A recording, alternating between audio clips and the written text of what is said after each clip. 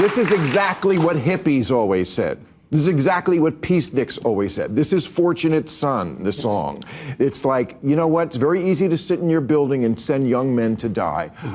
Apropos of Ukraine, because, I don't know, that war doesn't look like it's going in the right direction. Not at all, no. But just so, you know, just don't lie to me. I don't like Donald Trump. Don't lie to me and tell me he wants in front of a firing squad. He was saying something that, by the way, if it came out of the mouth, some of it, not the stupid part, again, sounds like what hippies used to say about not sending people to... Bill Maher, a comedian and commentator known for his sharp wit and liberal leanings, has gained attention recently for challenging woke ideologies on his show, Real Time with Bill Maher. What sets this moment apart is Maher's willingness to take on his own audience, a crowd often assumed to lean left and share his views. In this specific clip, Maher openly critiques certain progressive narratives, refusing to pander to the applause of his audience or his guests. Instead, he presents what he perceives as objective truth, even if it disrupts the ideological comfort zone of the room. His remarks showcase a growing frustration with what he sees as extremism or unreasonableness within progressive movements, calling for a return to rational discourse and intellectual honesty. Let's dive into this explosive clip where Maher takes on his audience, challenging their assumptions and doubling down on his commitment to objective truth. Let's roll the footage. What do you make of the statement? I woke up today to the headline that Trump had called for a firing squad for Liz Cheney. And this is what I really don't like about the media. No, he didn't. He did not. You don't have to move me to not like Donald Trump.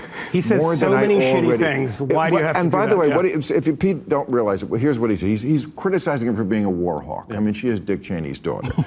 He said, she's a radical war hawk. Let's put her with a rifle standing there with 9 barrels shooting at her, okay. Let's see how she feels about it. You know, they're all war hawks when they're sitting in Washington in a nice building saying, oh, gee, we'll send tens of thousands of troops right into the mouth of the enemy. Now, of course, he expresses himself horribly. He has to add, she's a stupid person because he's a moron. Well, Trump knows what it's really like from Vietnam. Okay. But, just to be clear, this is exactly what hippies always said. This is exactly what peaceniks always said. This is Fortunate Son, the song. It's like, you know what? It's very easy to sit in your building and send young men to die. Apropos of Ukraine, because, I don't know, that war doesn't look like it's going in the right direction. Not at all, no. But just so, you know, just don't lie to me. I don't like Donald Trump. Don't lie to me and tell me he wants in front of a firing squad. He was saying something that, by the way, if it came out of the mouth, some of it, not the stupid part, again, sounds like what hippies used to say about Bill, not sending people to... This approach has made Maher a polarizing figure. While some hail him as a necessary voice willing to critique his own side, others accuse him of catering to conservative talking points or betraying progressive causes. Moments like these often spark debates far beyond his show, touching on issues of free speech, political correctness, and the broader cultural divide in America.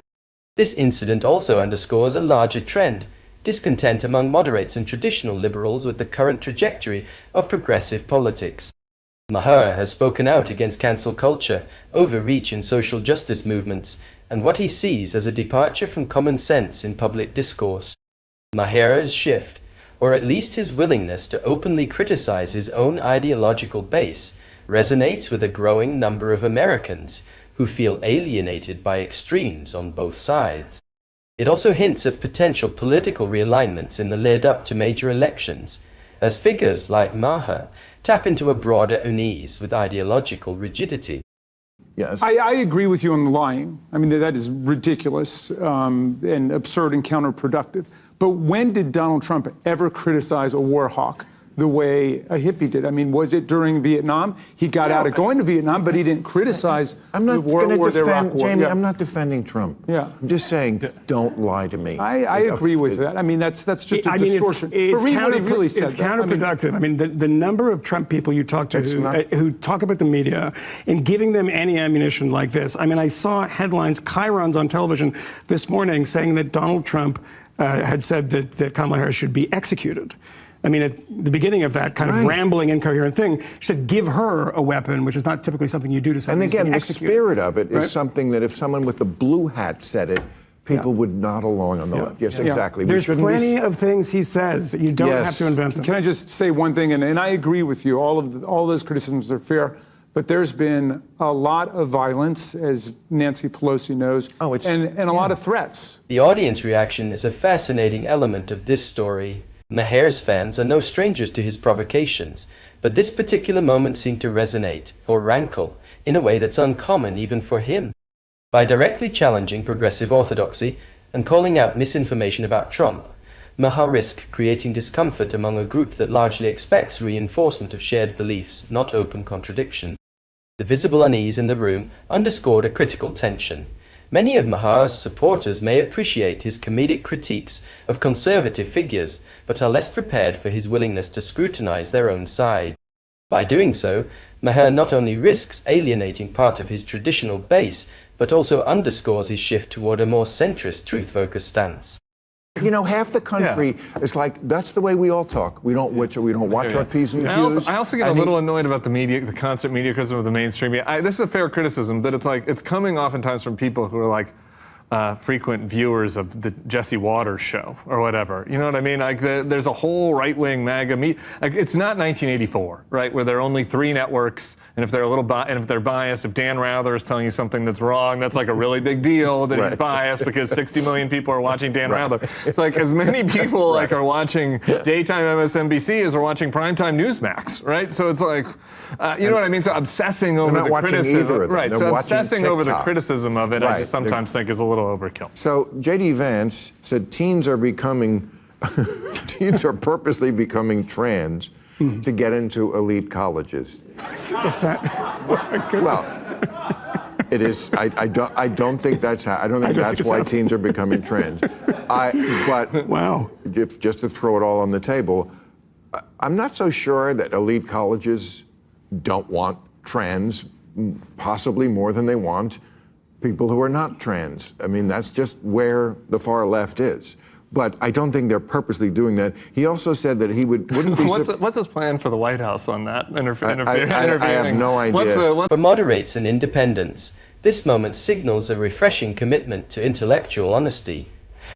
It's a stance that may resonate with those fatigued by political tribalism and eager for voices willing to critique their own camp. However, for some progressives, this could feel like a betrayal or a sign that Maher is drifting away from shared values, even if he hasn't fundamentally changed his ideological identity. This delicate balancing act between alienating his core audience and appealing to a broader demographic is emblematic of the larger cultural divide in modern political discourse. It raises important questions. Can Maher maintain his relevance while navigating these polarized reactions? And does his willingness to challenge his audience represent a broader cultural shift towards skepticism of ideological rigidity? What do you guys think about Maher? Not just shutting down the woke voices on his show, but also challenging the audience and media who keep spinning these stories about Trump. Drop your thoughts in the comments. And if you enjoy content like this, don't forget to leave a like and subscribe to the channel. It helps a ton. Thanks for watching.